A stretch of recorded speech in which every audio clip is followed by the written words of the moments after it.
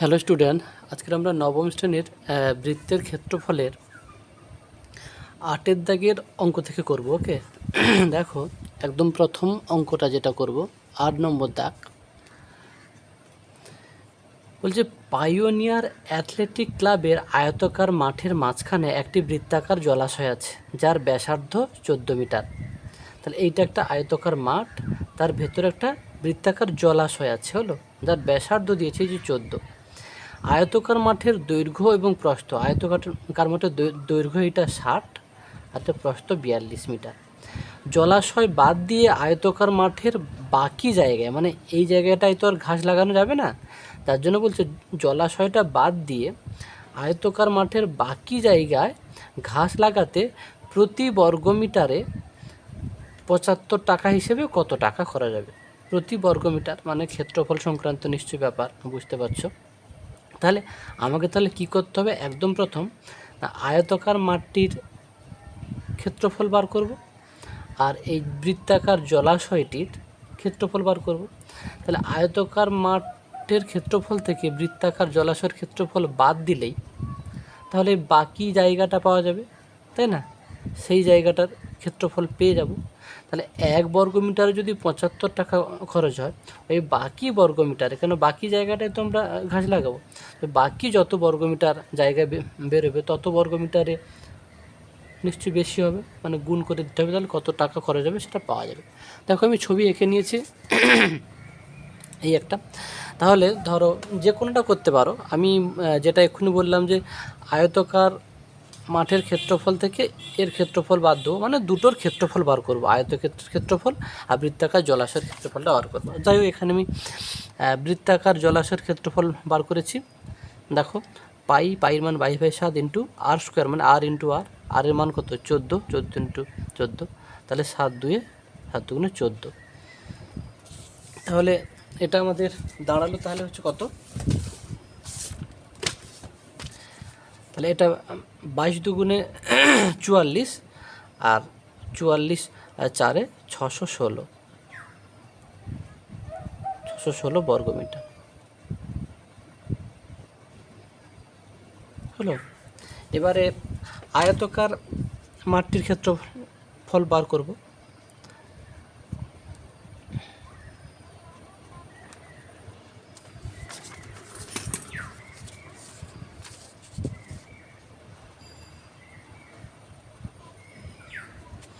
আয়তকার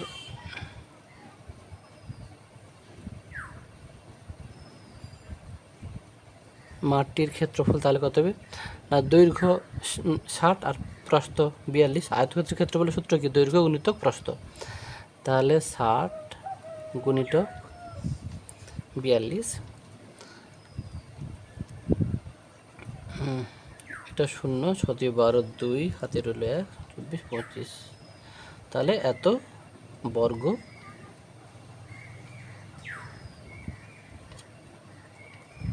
মিটার হলো। তাহলে আমরা আয়তকার মাঠটির ক্ষেত্রফল পেয়ে গেছি। তাহলে আয়তকার মাঠের ক্ষেত্রফল থেকে এই বৃত্তের, মানে বৃত্তাকার জলাশয়ের ক্ষেত্রফল যদি বাদ দিই তাহলে আমাদের কি, তাহলে বাকি জায়গাটা, তাই না, ক্ষেত্রফল পাবো। তাহলে এখন লিখব, এখন জলাশয় বাদে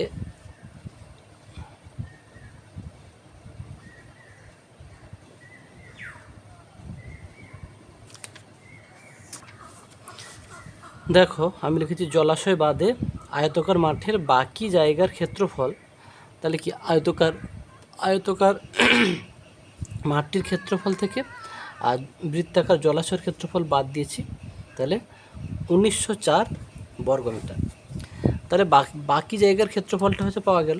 তাহলে এই বাকি জায়গাটাতেই কিন্তু ঘাস লাগাতে প্রতি বর্গমিটারে, মানে 1 বর্গমিটারে যদি 75 টাকা খরচা হয়, তাহলে এত বর্গমিটারে কত টাকা খরচা হবে, তাহলে বেশি হবে, তাহলে গুণ করতে হবে। তাহলে অতএব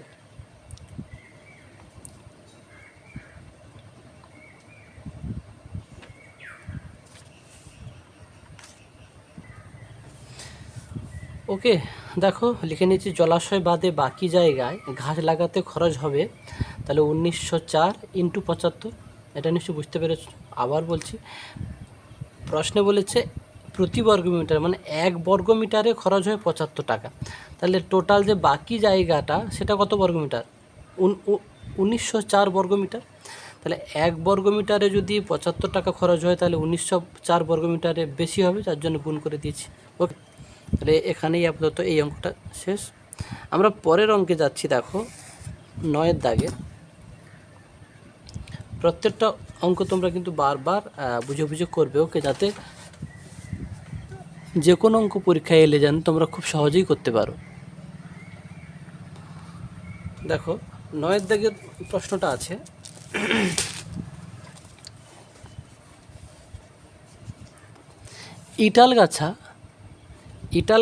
ইটালগাছা ফ্রেন্ডস অ্যাসোসিয়েশন ক্লাবে বৃত্তাকার পার্কের বাইরের দিকের পরিধি বরাবর একটি 7 মিটার চওড়া রাস্তা আছে। ওকে, বৃত্তাকার পার্কের পরিধি মানে বৃত্তাকার যে পার্কটা তার পরিধি দিয়েছে, তাহলে আমরা কি লিখতে পারি? 2πr সমান 352। তাহলে এখান থেকে আর বেরিয়ে যাবে, আর এর মান মানে ব্যাসার্ধের মানটা পেয়ে যাব। এবার বলছে রাস্তার ক্ষেত্রফল বার করতে বলছে। তাহলে তোমরা ভাবো, আমরা প্রথমে তো পার্কের ক্ষেত্রফলটা বার করতে পারবো। তারপরে কি করব না, যে চওড়া রাস্তা আছে 7 সেমি চওড়া রাস্তা আছে, সেই রাস্তা সহ বৃত্তাকার পার্কের ক্ষেত্রফলটা বার করবো। দুটো বিয়োগ করলেই রাস্তার ক্ষেত্রফল পাওয়া যাবে। ওকে, দেখো যদি ছবিটা যদি এই রকম আঁকি, সাপোজ এই ধরো একটা বৃত্তাকার পার্ক। ওকে, তা এর বাইরে 7 মিটার চওড়া একটা রাস্তা আছে, হলো।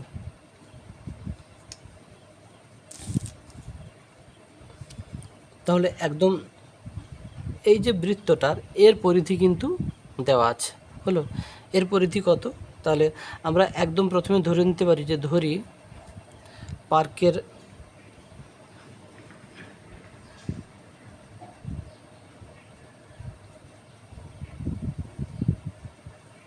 বৃত্তাকার পার্কের ব্যাসার্ধ সমান কত? আর মিটার। ওকে, তাহলে আমরা কি লিখতে পারি? যেহেতু বৃত্তাকার পার্কটির পরিধি দেওয়া আছে, তাহলে আমরা কি লিখতে পারি? যে প্রশ্নানুযায়ী কি লিখতে পারি? যে 2πr সমান 252, তাই না? প্রশ্নটা দেওয়া আছে যে বৃত্তাকার পার্কটির পরিধি 252, যার জন্য আমি লিখলাম 2πr সমান এত। তাহলে এখান থেকে আমি আর সমান তাহলে বার করে নেব, 252 নয়, এটা 352। ওকে, তাহলে আমি লিখব কি 352 ইন্টু, আচ্ছা দুইটা গুণ ছিল, এ পাশে এলে ভাগ হবে, আর পাইর মান কত? 22/7, এ পাশে এলে 7/22 হয়ে যাবে। ওকে, দেখো আমি একেবারে 2 1 2, 2 7 14, 2 6 12, হলো। তাহলে 22-এ ডাইরেক্ট চলে যাবে, হলো। 22-4-এ তোমাদের যদি সমস্যা হয় তোমরা 11 দিয়ে কাটবে, হলো। আমি ডাইরেক্ট কেটে দিচ্ছি 22-4-এ। তাহলে কত না 28।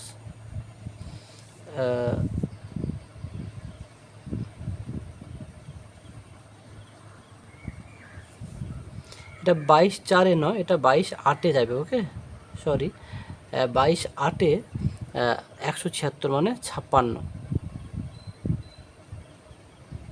আর এর মান তাহলে 56। ওকে, এটা 56। তাহলে এবারে দেখো আর এর মান যদি 56 হয় তাহলে আমরা কি করতে হবে? তাহলে অতএব বৃত্তাকার পার্কটির ক্ষেত্রফল বার করতে পারবো। বৃত্তাকার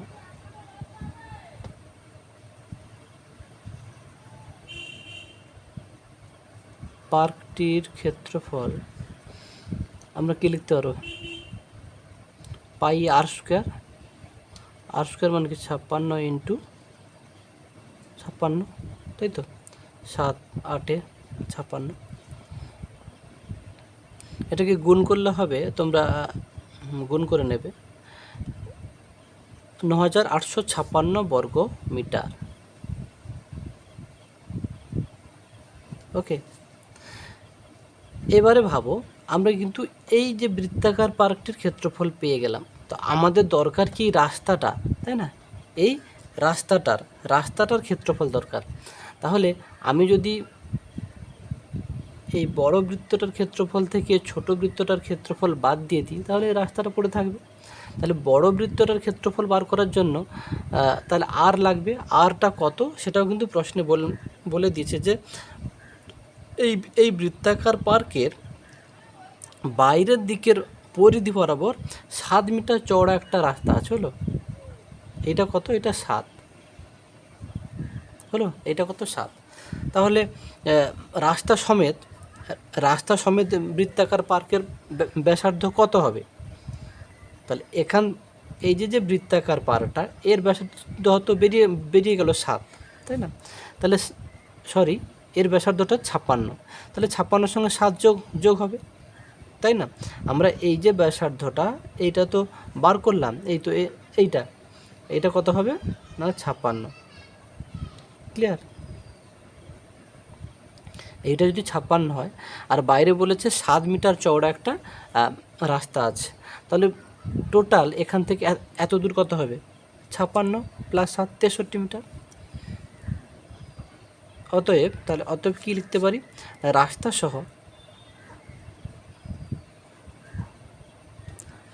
সহ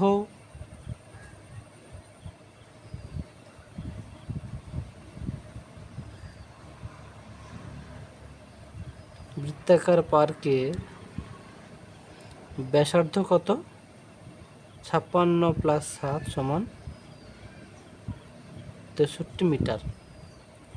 অতএব রাস্তা সহ বৃত্তাকার পার্কের ক্ষেত্রফল পাই আর স্কোয়ার, পাইয়ের মান কত? 22/7, আর কত? 63 ইন্টু 63, তাহলে 7 9 63। তাহলে এটা দাঁড়াচ্ছে, এটা তোমরা গুণ করে নেবে, 12,474 বর্গ মিটার, হলো। তাহলে এখানেই মোটামুটি তোমরা নিশ্চয়ই ক্লিয়ার হয়ে গেছো। তাহলে এই যে রাস্তা সহ বৃত্তাকার পার্কের ক্ষেত্রফল থেকে এই পার্কের ক্ষেত্রফলটা বিয়োগ করলেই মোটামুটি আমরা রাস্তার ক্ষেত্রফল পাবো, তাই না? একটু ভেবে দেখো।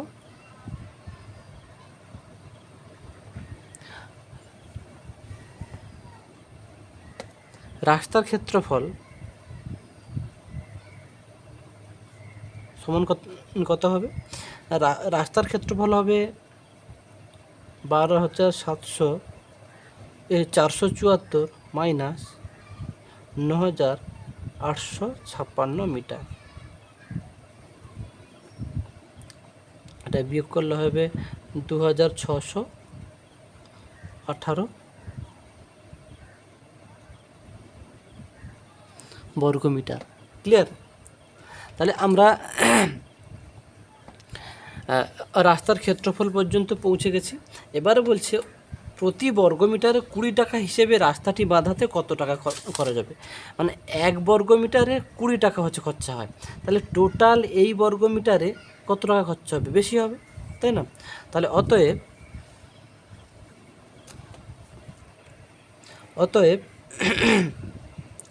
রাস্তা বাঁধাতে খরচ হবে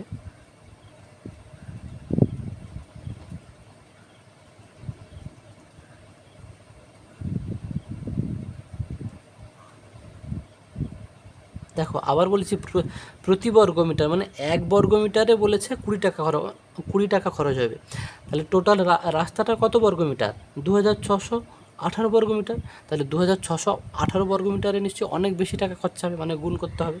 তাহলে 2,618 গুণিত 20 সমান 0,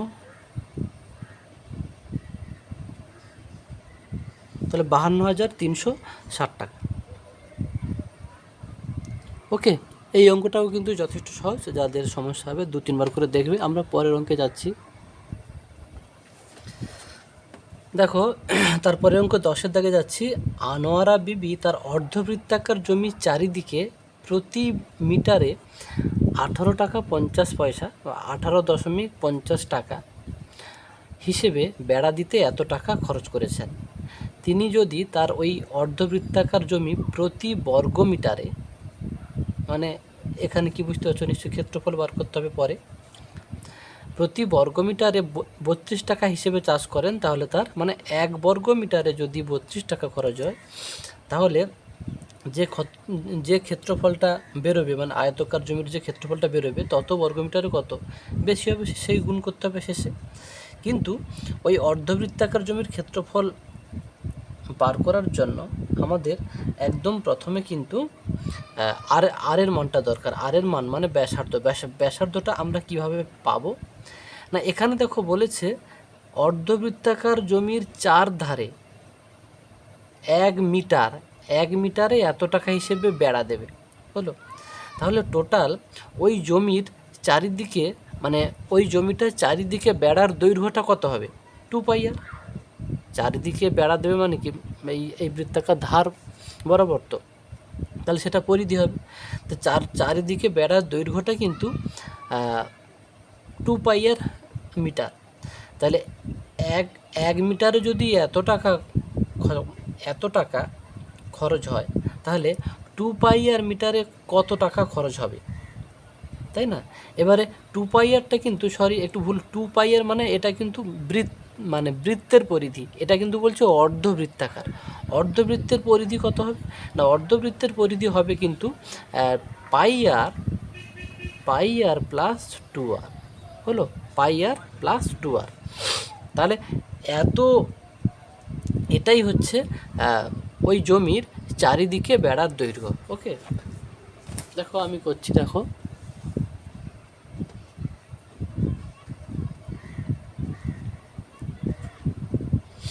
তাহলে আমি কি লিখতে পারি, ধরি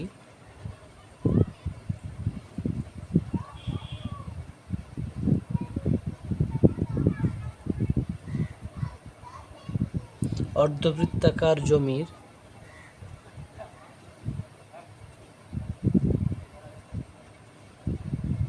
ব্যাসার্ধ কত, আর মিটার।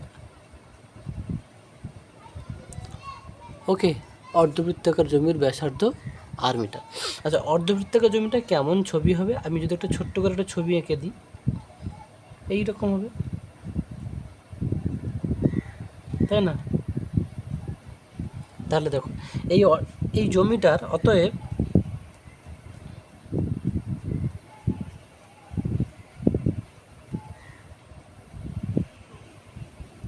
ওই জমির পরিধি কত হবে, অর্ধবৃত্তাকার জমির পরিধি কত হবে, যে এইটা অর্ধবৃত্তাকার জমির পরিধি কত হয়, 2 পাই আর/2, 2 কেটে যায়, তাহলে পাই আর হলো, আর এটা ব্যাস প্লাস 2 আর, মানে পুরো জমিটাকে তো নিতে হবে। তা অর্ধবৃত্তাকার জমির পরিধি বা ওই জমির চারিদিকে বেড়ার দৈর্ঘ্য, এটাও লিখতে পারো, ওই জমির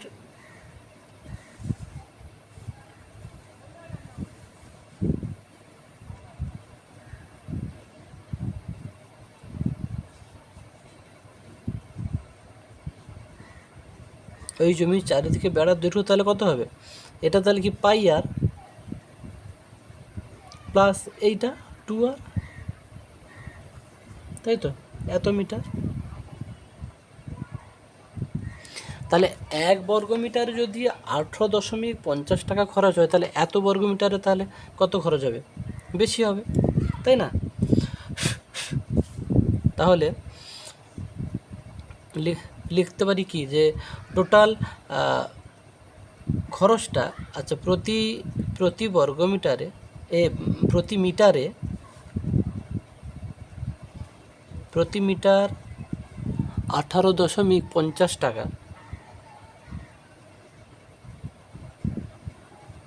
50 টাকা হিসেবে, প্রতি মিটারে 18.50 টাকা হিসেবে টোটাল এইটা, তাই তো, পাই/আর প্লাস 2 আর, এত মিটারে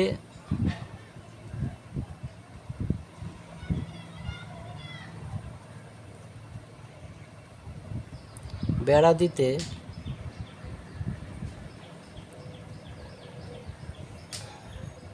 খরচ হয় তাহলে কত, এইটা ইন্টু 18, এই 18.50, তাহলে পাই আর প্লাস 2r ইন্টু 18.50।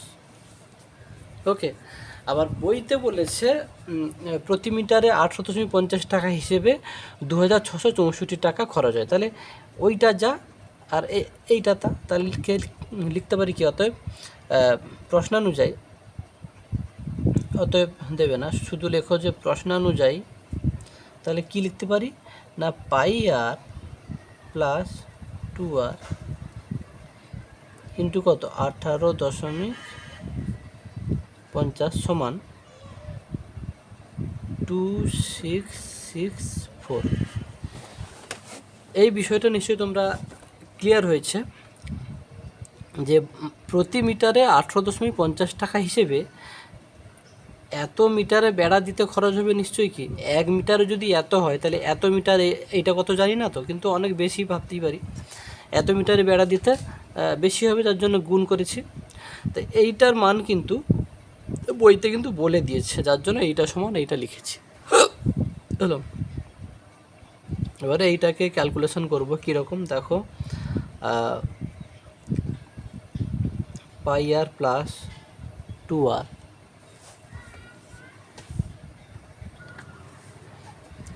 সমান, এটা 2664, এটা গুণ ছিল, এপাশে আসবে 18.50। আচ্ছা, নিচে দশমিক তুললে কি বলেছিলাম, ওপরে শূন্য দিতে। ওকে,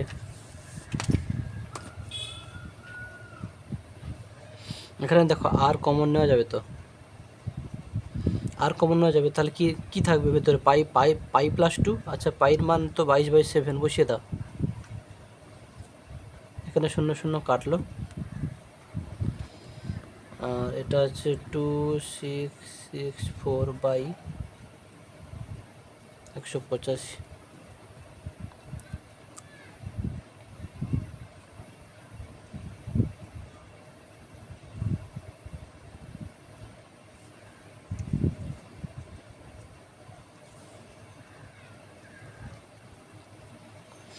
এটা দেখো 22 × 10 36, তাহলে 36/7। তাহলে আর সমান, এটা যোগ করলে 36 হয়, তাহলে 36/7। তাহলে এদিকে উল্টালে 7/36 হবে।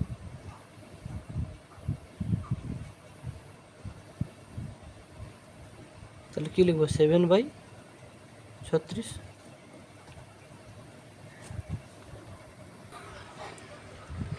দেখো আমরা একটু আগে যেটা একটু মিস্টেক করেছি, দেখো এখানে আমরা শূন্য দিতে ভুল করেছি। দেখো এই যে দশমিকের পরে দুটো সংখ্যা ছিল এখানে,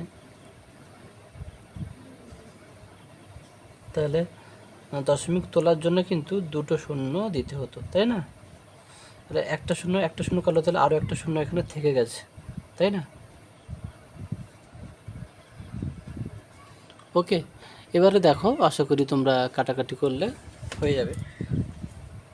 দেখো আমি যদি একে যদি 5-এ কাটি, দেখো 5 × 3 = 15, 5 × 7 = 35, এটা 5 × 5 = 25, 1 16, 5 × 3 = 15, 1 14, 5 × 2 = 10, 5 × 8 = 40। ওকে, এবারে দেখো এটা আমরা যদি 2-এ কাটি, 2 × 1 = 2, 2 × 8 = 16, তাহলে 2 × 2 = 4, আর 2 × 6 = 12, 1 12, 2 × 6 = 12, 2 × 4 = 8। আবার 2 কাটবে, 2 × 9 = 18, 2 × 1 = 2, 2 × 3 = 6, 2 × 3 = 6, 2 × 2 = 4 হলো। এবারে দেখো, এবারে আমাদের দেখো 9 কাটে কিনা, 3 3 আচ্ছা, এটাকে আমরা 3-এ তো কাটতে পারি, 3 3 = 9, তাহলে 3 4 = 12, 3 4 = 12, আবার 3 4 = 12। ওকে, আবার দেখো 3-এই কেটে যাবে, 3 1 = 3, 1 14, 3 4 = 12, 3 8 = 24 হলো। এবারে দেখো এটা 37 7 4-এ, তো 37 4-এ কেটে যাবে, ওকে, তাহলে 7×4 = 28, তাহলে আর এর মান কিন্তু বা আর সমান কিন্তু 28 পেয়ে গেলাম। তাহলে অতএব অর্ধবৃত্তাকার জমির ক্ষেত্রফল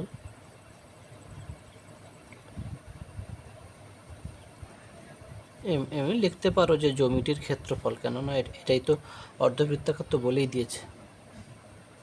জমিটির ক্ষেত্রফল কত হবে? পাই মানে 22/7, আর স্কোয়ার মানে কি 28 × 28, 7×4 = 28, তাহলে এটা দাঁড়াচ্ছে 1232 বর্গ মিটার। ওকে, তাহলে এবারে প্রশ্ন বলেছিল, দেখো তাহলে অর্ধবৃত্তাকার জমিটির ক্ষেত্রফল কিন্তু আমরা পেয়ে গেছি। বলছে ওই জমিটা 1 বর্গ মিটারে 32 টাকা হিসেবে চাষ করে, হলো 1 বর্গ মিটারে 32 টাকা হিসেবে চাষ করে, তাহলে মোট কত টাকা খরচ হবে?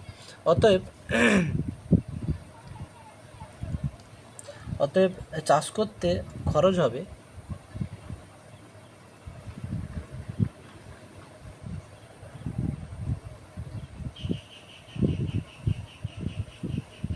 কত হবে? 1232 গুণিতক 32, তাই না? 1 বর্গ মিটারে যদি 32 টাকা খরচ হয়, তাহলে টোটাল এত বর্গ মিটার কি বেশি হবে? তাহলে এইটাকে গুণ করলেই আমাদের অঙ্কটা কমপ্লিট। এটাকে গুণ করলে হবে 39,424 টাকা। ওকে, তোমরা এই গুণগুলো কিন্তু পরীক্ষার খাতায় সাইটে রাফে দেখাবে। ওকে, এই পর্যন্ত 10এর দাগ কমপ্লিট হলো। দেখো 11 দাগের অঙ্কটা এবারে করবো আমরা।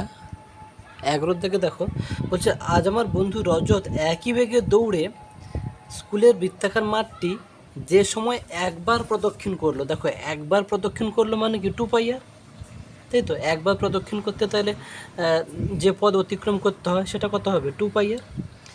একই বেগে মাঠের ব্যাস বরাবর দৌড়তে, তাহলে ব্যাস বরাবর যেতে তাহলে কত পদ অতিক্রম করতে হবে? 2r, তাই না?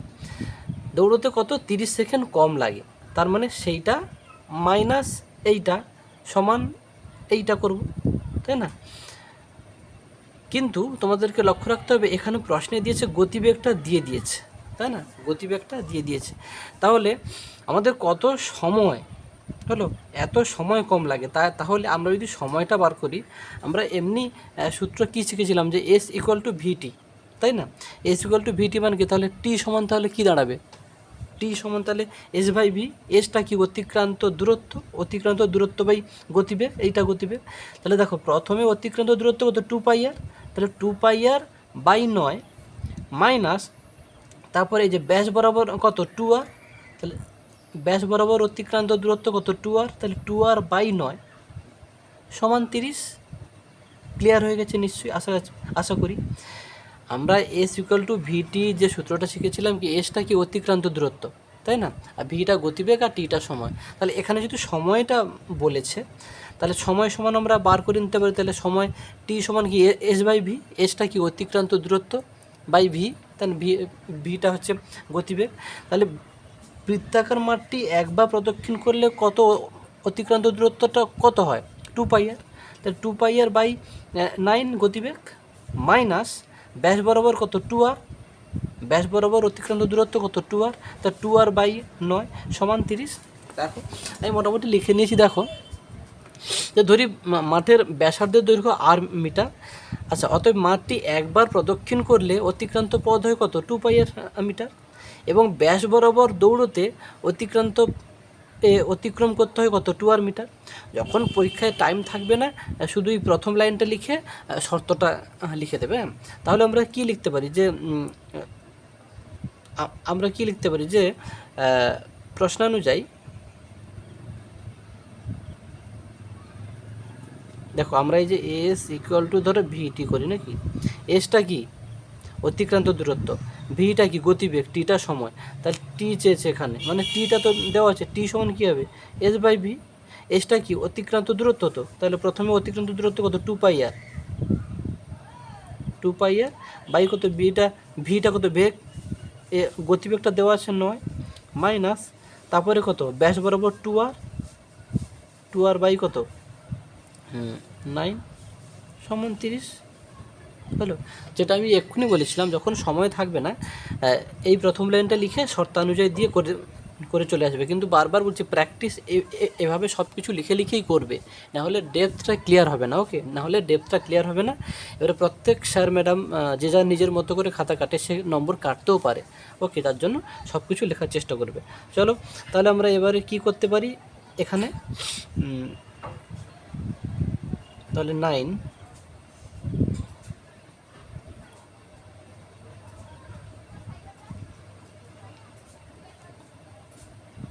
9টা ভাগ আছে, সেপাশে গেলে গুণ হয়ে যাবে।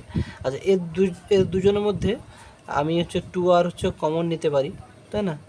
এখানে পাই -1 এই ওপরে, আর 9 3 27 0। ওকে,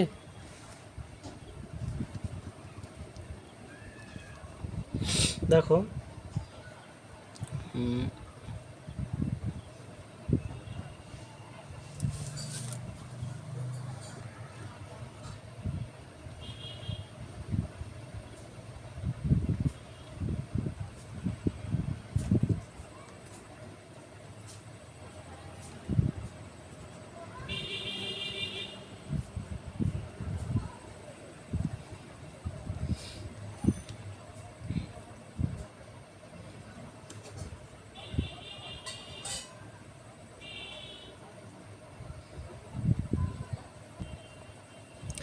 দেখো এখানে 22 থেকে 7 বলে 15, তাহলে 15/7।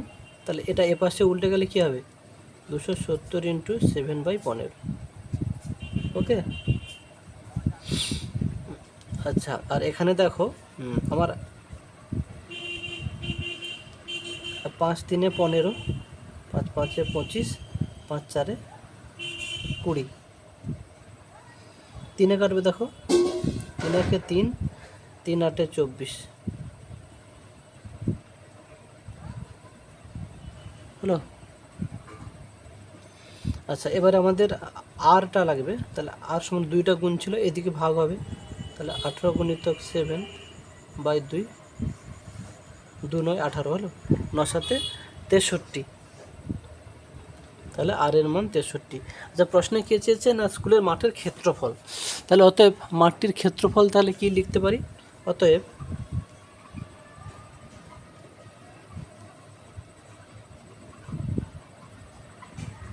মাঠটির ক্ষেত্রফল কত হবে, πr², মানে 22/7, আর কত 63, 7 9 63, এটাকে গুণ করলে হবে 12,474। ওকে, 12,474 বর্গ মিটার।